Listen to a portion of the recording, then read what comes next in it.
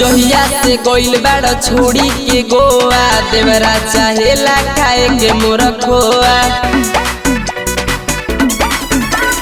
जहिया से गोइल बाड़ छोड़ी के गोवा देवरा चाहेला खाए के मोर खोआ। राजा कोटे न रत अब काटला से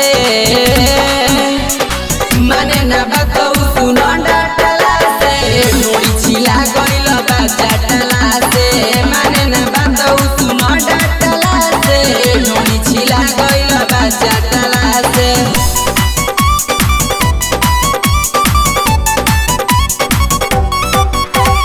Music by Babul Pandey।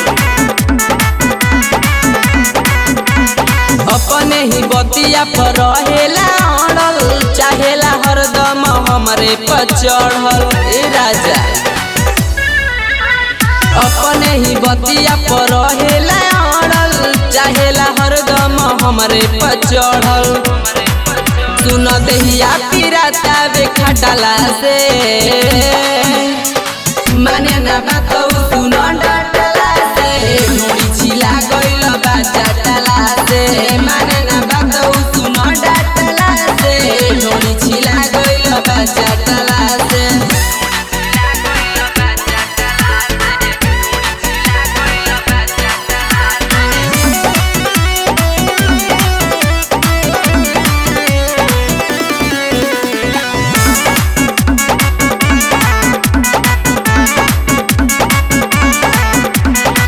कबो न मानेला अपन नुहार हो दुतनी बुझ पिया अमित दिलदार हो।